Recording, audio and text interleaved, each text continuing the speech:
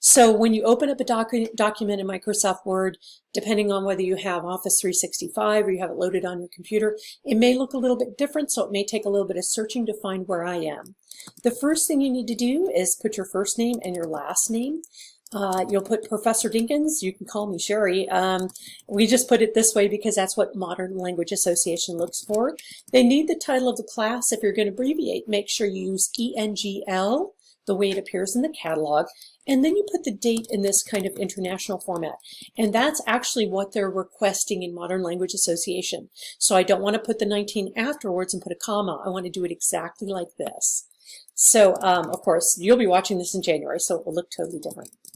I'm just kind of putting some words in here so you can kind of see where I'm at, and kind of just put some stuff in there. And I now need to change the font on everything that I have on the page. So I'm going to grab everything that I have here, and I'm going to go up to, whoops, I'm going to go up to, sometimes it will open up, sometimes it won't. If it doesn't, I just go over here. Either way, I'm going to use Times or Times New Roman. If it doesn't appear as recently used, you'll just go all the way down to the T's and then click on Times or Times New Roman. Either one is fine. Either one is what we're using for Modern Language Association. If you're using APA, American Psychological Association, for your science or other classes, medical classes, that's a different setup. This one also needs to be changed to 12 points to adhere to American with Disabilities Act. So we've got the basics here. I need to center the title. Right now it's pushed over to the left. So I'm going to go to this little thing that tells me, do you want it centered? Do you want it to the right? I'm going to click centered.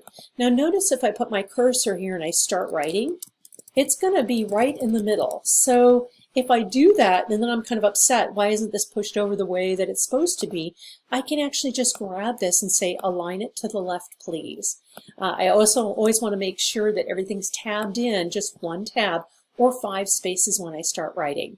As you're getting ready to write, you want to make sure that all of your spacing is correct. So if you go up to layout, and there may be a different area that you'll look for this one actually has some different spacing that we don't want. I'm going to go to more options. Yours may be under line spacing options. I'm going to see what the options are. This one says it has 8 points extra. I'm going to put that down to 0.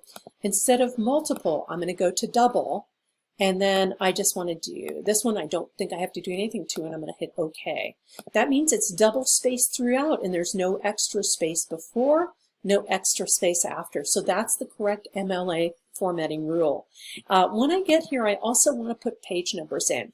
With some computers, it won't show you the page number, but it will have it embedded, and I'll show you how to do that. So I'm going to go to Insert Page Numbers. Please ignore the header footer. Some folks in high school have been used to putting something like this into a header, so it appears on each page. With Modern Language Association, we just need to type this into the first page. We don't want to use the header function, so I'm going to skip the header function and go to page numbers. I want to find the one that's simple that says put it on the right-hand side all the way to the top. Now yours may look different, and that's okay. I'm going to type in my last name. Of course, I'm just putting in last, so you know that's where to put in your last name. I'm going to collect the whole thing, including the page number. I'm going to change the font to match the rest of the essay. So I never want the font up here to be something different. It looks weird. Now mine has a little note that says, Sherry, you've got a little page number feature. If you're thinking, well, I'm not sure if it's actually there, don't worry. It's actually there. When I print it out, it will come out. Now on your computer, it may be a little bit different, but I just wanted to show you, even though mine doesn't show it's at the top, when I print it, it's going to come out. Yours may actually show the page numbering feature as you keep writing.